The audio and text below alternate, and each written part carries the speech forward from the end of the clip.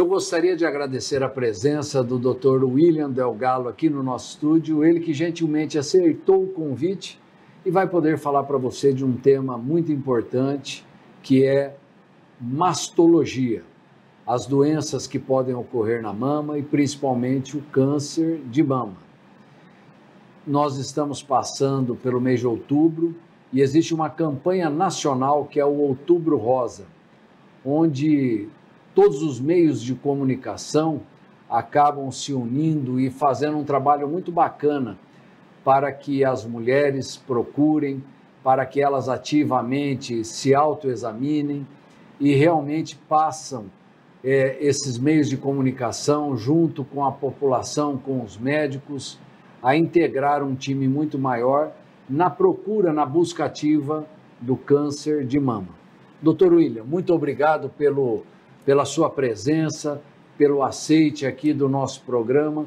Tenho certeza que o nosso telespectador vai entender um pouco mais, aprender mais e poder divulgar mais a respeito deste assunto. Obrigado, eu que agradeço, porque, na verdade, a oportunidade de vir falar um pouquinho sobre a questão do câncer de mama leva isso ao conhecimento das pessoas e tornam cada uma dessas pessoas multiplicadoras, né?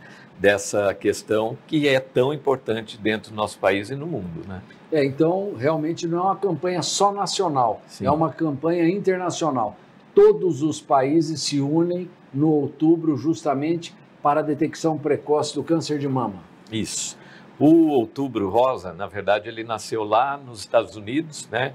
Inicialmente isoladamente, em algumas cidades. E aí, em 90, uma corrida que teve em Nova York, o pessoal da fundação, distribuiu os laços rosa para os corredores e a partir daí, então, a campanha se intensificou. E hoje ela é uma campanha internacional, né? Todos os países aí, o Brasil aderiu, né, à campanha e a gente trabalha bastante nessa questão do outubro para dar uma visão um pouco mais geral em relação ao câncer de mama. Certo. Quando a gente fala em objetivos desta campanha, a mensagem principal que o senhor deixaria para o nosso telespectador, qual é do Outubro Rosa? O câncer de mama assusta muito, né? A palavra câncer de mama e tal. Porém, a mensagem principal é que quando a gente faz a detecção precoce de um tumor, o tratamento é muito menos agressivo e curativo. O objetivo da campanha de Outubro Rosa, internacionalmente, aí, é despertar esse sentido de você fazer a questão da detecção precoce do câncer de mama. A gente não fala em prevenção do câncer de mama, né? Porque, na verdade, a gente acha os tumores pequenos. Mas o objetivo principal do Outubro Rosa é alertar as pessoas para a questão do câncer de mama, fazendo com que elas procurem o diagnóstico e detectem tumores iniciais. O senhor falou que muitas vezes essa divulgação em massa acaba criando multiplicadores. O que esses multiplicadores podem ajudar aí na detecção precoce do câncer de mama? A questão dos multiplicadores, eles funcionam como pessoas que vão contar para o outro, para o amigo ou para o familiar que não teve oportunidade de ouvir, por exemplo, né? Vão contar para o outro quais são os métodos ou as formas que ele tem para se prevenir ou detectar um tumor precoce. Então, quando a gente faz uma palestra ou uma entrevista como essa, o objetivo maior nosso é que as pessoas que ouçam possam passar isso para frente, para que outras pessoas possam ser alertadas. Porque, na verdade, a função nossa é criar uma grande corrente onde se fale muito sobre a questão do câncer de mama e desperte a consciência para buscar realmente o diagnóstico precoce, né? Falando um pouco mais do câncer de mama, ele tem algum sinal, algum sintoma ao qual o nosso telespectador deve se atentar para, no primeiro sinal ou sintoma, procurar um médico? Sim, na verdade, nós temos alguns sinais aí que são principalmente alterações na mama. Então, normalmente, nodulações, então nódulos que surjam na mama e não vão embora. Normalmente, aqueles que vão embora é uma glândula mamária que sofre ação hormonal.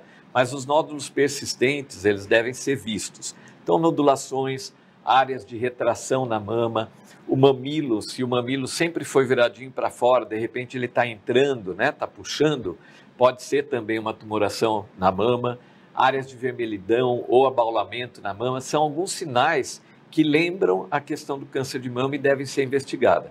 Porém, a gente tem que lembrar que não só os sinais são importantes, às vezes, nas faixas etárias onde o risco é maior, que é dos 50 até os 60 anos, o risco é bem maior, então nessa faixa etária é muito importante os exames complementares, a mamografia, o ultrassom, por quê? Alguns tumores não são ainda palpáveis. Então, nós vamos pegar o tumor antes dele ser palpável através de um exame desse, mamografia ou ultrassom. Então, nem sempre só o exame clínico, né? O exame clínico, no nosso país, ele é ainda importante. Porém, nos países mais desenvolvidos, onde nós temos uma quantidade de mamógrafos, ultrassons, inclusive equipe médica, né? De fácil acesso, na verdade, o exame clínico não é tão estimulado. Porque a ideia que o pessoal tem é que quando você palpa a mama, se não sentir nada, às vezes deixa de ir no médico. Então, os tumores não palpáveis, aqueles iniciais, podem deixar de ser detectados, tá? Sim. Você falou que a partir dos 50 até os 60 anos é a faixa etária mais acometida pelo câncer de mama, William. Mas a partir de que idade a mulher deve se preocupar? Nós temos duas vertentes aí, né? Então, primeira questão é assim, eu tenho antecedente familiar para câncer de mama, então se eu tiver um antecedente de primeiro grau, a mãe ou irmã que teve câncer de mama, eu devo começar 10 anos antes da idade da mãe ou da irmã, tá? Começo 10 anos antes a fazer os exames de mamografia, ultrassom, enfim, né? Agora, se eu não tenho antecedente familiar, nós temos também duas vertentes. A Organização Mundial de Saúde, que preconiza que a gente faça mamografia de rastreio a partir dos 50 anos. Então, dos 50 aos 69 anos, bianual, tá? E a Sociedade Brasileira de Mastologia, ela fala que nós devemos fazer a mamografia a partir dos 40 anos, anualmente. Por que existe essa divergência? Porque a partir dos 50 anos, a glândula mamária, que tem uma densidade muito maior, ela começa a ser substituída por gordura. E aí ela é mais facilmente visível na mamografia. Mas a Sociedade Brasileira coloca antes, por quê? Existe um tipo de câncer de mama que surge por calcificações que elas não aparecem em ultrassom e ela também não é detectada no começo, né? Você só vai detectar quando ela já cresceu um pouco e surgiu um nódulo. E aí, quando nós começamos com 40 anos, a gente tem chance de pegar as mulheres que surge o tumor nessa faixa etária de 40 a 50 anos. Apesar da faixa etária principal ser dos 50 para cima, nós temos muitas pacientes por volta de 30, 35 anos com câncer de mama, e essas pacientes têm um agravante, que normalmente a gente detecta tumores mais avançados, porque não é a faixa etária de se fazer exame. Então, geralmente, você pega tumores mais avançados nessa faixa etária.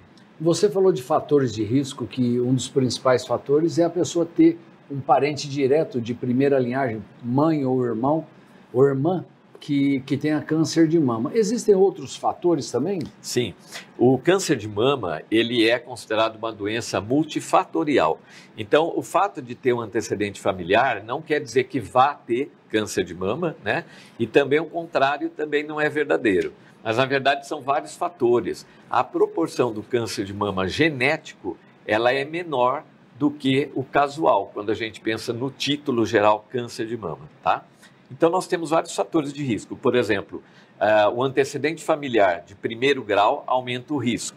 Uma mutação genética aumenta muito o risco. Uma mutação genética no gene BRCA1 e BRCA2 aumenta muito o risco, que foi o caso da Angelina Jolie, que fez a cirurgia preventiva, enfim, porque tinha uma alteração genética.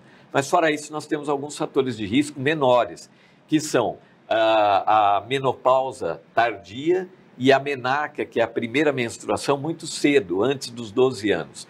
Essa mulher fica um período de tempo muito maior exposta aos hormônios e isso aumenta um pouco o risco. A própria reposição hormonal, para mulheres que têm um fator de risco aumentado, aumenta também o risco para câncer de mama. Algumas patologias da própria mama, que são proliferações na mama com certo grau de atipia, são células diferentes das normais, também aumenta o risco para o câncer de mama. Obesidade, sedentarismo, ingestão de bebida alcoólica diária, tudo isso aumenta o nível circulante de hormônios e aumenta o risco para o câncer de mama também. Cigarro também seria? Também, tabagismo também é um fator de risco. Aliás, não só para o câncer de mama, né? Para as outras patologias benignas. É muito comum a gente receber em consultório pacientes com infecções de repetição na mama, porque a nicotina acaba meio que entupindo os ductos da mama. E você acaba tendo um processo de infecção recorrente. E essa infecção é tratada e volta, trata e volta, e a mulher acha que não está resolvendo. Mas enquanto ela não para de fumar, e aí faz uma cirurgia para retirar aquela fístula, não resolve o problema. Então, o problema principal ali é o tabagismo. Bom, muitas vezes, então, você não consegue diagnosticar pela simples palpação, porque tem muito tumor que não é detectado dessa maneira. Qual é o exame que você elege como sendo aquele exame que faz o diagnóstico mais preciso do tumor de mama, do câncer de mama? Ainda hoje, o padrão ouro para a detecção do câncer de mama é a mamografia. Tá? Por quê a mamografia? Porque na mamografia eu pego tanto nódulos quanto calcificações. Como existe câncer por nódulo e por calcificações, eu consigo agrupar no mesmo exame as duas vertentes aí do tumor. Porém, numa mama muito densa, que é a mama jovem, ela tem muita glândula mamária, eu tenho uma dificuldade maior de enxergar esses nódulos. Então, às vezes, eu preciso associar o ultrassom de mamas quando ela é uma densidade muito grande.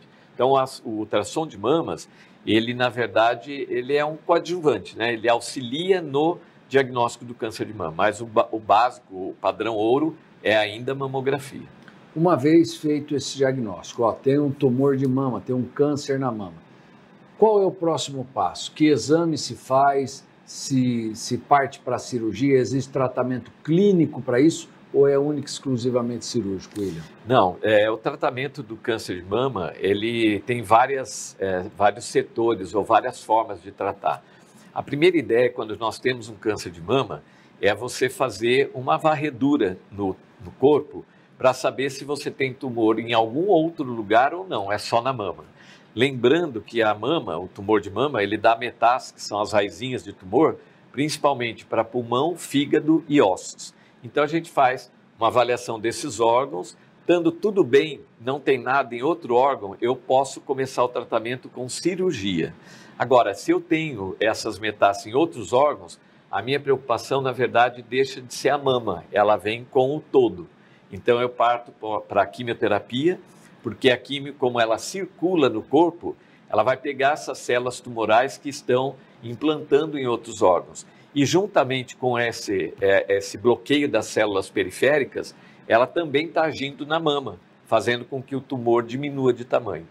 Uma outra situação é quando eu tenho um tumor muito grande. Às vezes foi detectado um tumor, mas ele é muito grande. Então, para eu operar, eu não consigo dar um padrão ou uma margem de segurança boa. Então, eu também começo com a quimioterapia, diminuo o tumor e aí eu faço a cirurgia em seguida, tá? Essas são as duas formas. Agora, se eu tenho um tumor pequeno, tenho uma mama adequada e dá para operar, a gente prefere operar primeiro. Por quê? Porque a paciente que está em processo de quimioterapia, ela tem uma certa debilidade do sistema imunológico. E para você operar, é muito melhor que a paciente esteja bem, né, imunologicamente falando, clinicamente falando, e a recuperação dela vai ser diferente.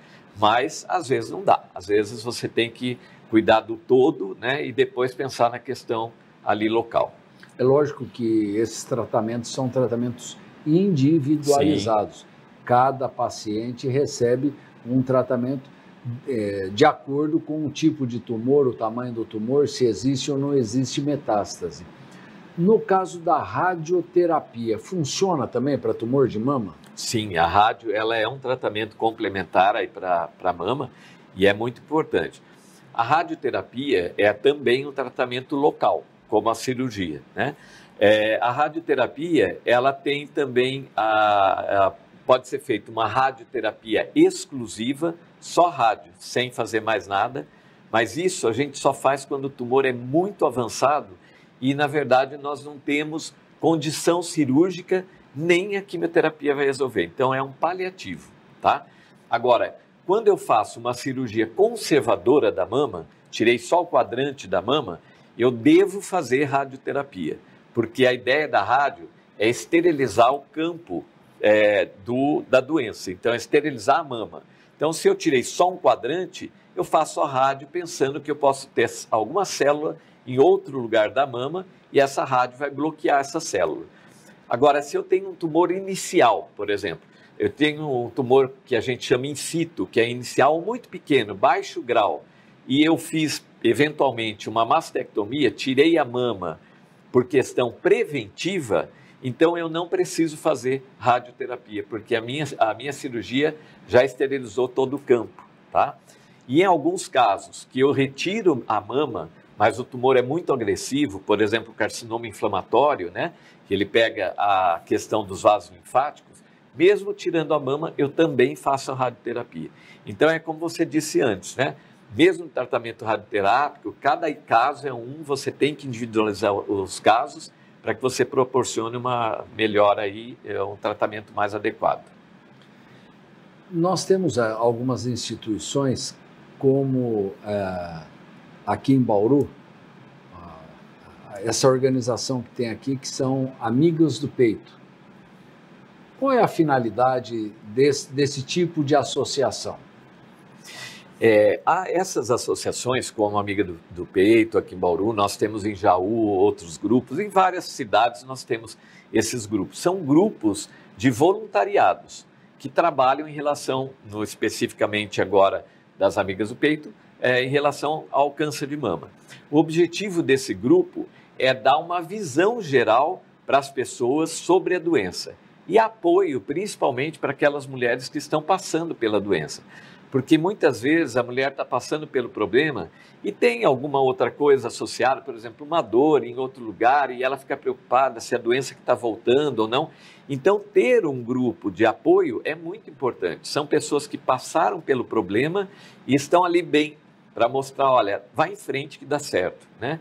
E nessa campanha do Outubro Rosa, o grupo Amigas do Peito, ele se mobiliza no sentido de levar informação para as pessoas, através de palestras. Nós tivemos agora, dia 10, a Caminhada pela Vida, né, aqui em Bauru, na Getúlio, e tudo isso é um movimento que traz informação, ele traz observações importantes para que a mulher desperte para isso, né? No sábado passado, a Prefeitura de Bauru fez um mutirão nas unidades básicas de saúde. As Amigas do Peito estiveram junto também, auxiliando, né, na questão do mutirão, e o mutirão eles aproveitaram a deixa, né, e fizeram um mutirão voltados para exame clínico das mamas e aproveitaram a coleta do Papa Nicolau nas unidades de saúde. Então, essas pacientes que fizeram os exames são encaminhadas agora para mamografia. As mamografias alteradas vão direto para a gente lá no SOPC, que é o Serviço de Prevenção do Câncer da Prefeitura de Bauru, e as que têm a mamografia normal voltam para o posto de saúde para a orientação do médico. Então, são esses movimentos que esses grupos de voluntariados procuram fazer. Na verdade, é o despertamento, né, da ideia de encontrar algum tumor pequeno, se você tiver que ter. Existe alguma ajuda financeira para algumas famílias? Porque a gente entende que não são todas as famílias que muitas vezes conseguem verba para deslocamento, ambulância, compra de medicamento. Existe também algo nestas associações que ajudam, amparam financeiramente essas pessoas? Dependendo da associação, sim. O grupo, por exemplo, Amigas do Peito, no início, ele era um grupo informal, até que realmente ele conseguiu um CNPJ, se formalizar e tal. Então, hoje, o grupo tem várias ações e recebe algumas doações também de pessoas em particular, que doam alguma coisa e tal. E essa verba, ela é utilizada também nas campanhas, tá? E ela também é utilizada, às vezes, para alimentação, por exemplo, algumas medicações de pacientes que estão fazendo quimioterapia precisam de algum suplemento, então a gente consegue esses suplementos e fornece então para essas pessoas, né? A questão da peruca, né? Elas conseguem cabelo, manda fazer peruca e aí as pacientes recebem essas perucas para usar, o lenço, né? As doações de lenço durante esse processo. Tem pessoas que fazem, eu tenho um casal no consultório que me levam bolsinhas feitas de crochê, de tricô, para colocar os drenos, e na época do inverno eles fazem gorrinho para paciente que está fazendo quimioterapia, luva, meia, né? Então, todos esses materiais, eles são revertidos para as pacientes aí que estão passando por isso. Além disso, o grupo tem um processo em relação à parte de psicologia muito grande, né? A gente tem psicólogas, a doutora Luciana Bien faz um trabalho maravilhoso, um projeto que se chama Projeto Fortalecer, que ele abriga não só a paciente, mas a família que está passando pelo câncer de mama. E também a questão da fisioterapia, né? Também temos lá voluntárias fisioterapeutas que fazem todo o processo da drenagem, fisioterapia de membro superior, para minimizar os efeitos tanto da questão da cirurgia quanto da radioterapia também. Não, sem dúvida nenhuma, é um trabalho não só de autoajuda, mas de fortalecimento de todas essas pessoas que estão passando por esse tipo de problema. William, eu acredito que nos últimos 30 anos aí mudaram muitos protocolos para tratamento do câncer, mas também em virtude dos novos medicamentos. Eu lembro que quando eu fazia a faculdade era 5-fluorouracil e tinha mais um ou outro lá e que eram devastadores. Sim. Caía cabelo. Hoje tem muito medicamento quimioterápico que você faz uso até via oral. Hoje nós temos alguns quimioterápicos de via oral e aí mais recentemente a gente tem a questão da imunoterapia também, que vem trazer um sucesso grande no tratamento, né? O que você falou, na época de faculdade era muito comum a gente pegar pacientes com tumores extremamente avançados, né? E a qualidade de vida era muito ruim e o que a gente tinha para oferecer também era muito pouco, né? Hoje a gente consegue tratar tumores precoces e esse tratamento em relação à quimioterapia, à hormonioterapia mudou muito, né? Hoje nós temos medicações muito mais eficazes, com menos efeito colateral, que você consegue fazer com a paciente em casa, né? Com muito menos consequências aí para ela e a família no geral, né? Coisa que nós não conseguiríamos há 30 anos imaginar, né? A pessoa na casa dela fazer um tratamento quimioterápico minimamente invasivo, ou seja, destrutivo, indo diretamente nas células cancerígenas, né? Sim, mesmo a questão cirúrgica, né? Foi um processo evolutivo grande. Antigamente eram as grandes mastectomias e não eram curativas, né? Hoje nós temos cirurgias cada vez mais menores e quando a gente faz uma cirurgia, às vezes grande, é proporcionando cura. Por exemplo, no carcinoma in situ, se você faz uma mastectomia, ele é curativo, sem a necessidade de rádio, nem químio, nada, né? Então, também o olhar é diferente, né? Às vezes nós estamos buscando uma cura mesmo, né? E hoje também as cirurgias de reconstrução de mama são fantásticas. As cirurgias plásticas para isso, o pessoal roda retalho, tira músculo, coloca, fica fantástico, perfeito, né? Sim. O objetivo da cirurgia de reconstrução, ela é dar principalmente um volume para a mama, né? Mas a gente tem percebido que cada vez mais o resultado estético tem ficado muito próximo do normal. É claro que quando a gente fala próximo do normal é porque, assim, o normal mesmo, né, o perfeito, eu falo que só tem um que sabe fazer, né? Lá em cima, né? É isso aí. Mas aqui a gente tenta dar o melhor possível. E hoje tem a questão também da pigmentação da mama. Então o pessoal faz uma areola, mamilo, por exemplo, com uma tatuagem para ser menos invasivo com cirurgias, ou mesmo nas cicatrizes que ficaram, tatuar ramos de flores, por exemplo, que esconde aquela cicatriz, né? Então tem cirurgias assim com esse tipo de trabalho que fica perfeito, né? E dá para a mulher uma qualidade de vida muito boa, né? Devolve a dignidade para ela. É isso aí, eu acho que a palavra maior é essa, a palavra mais correta é essa.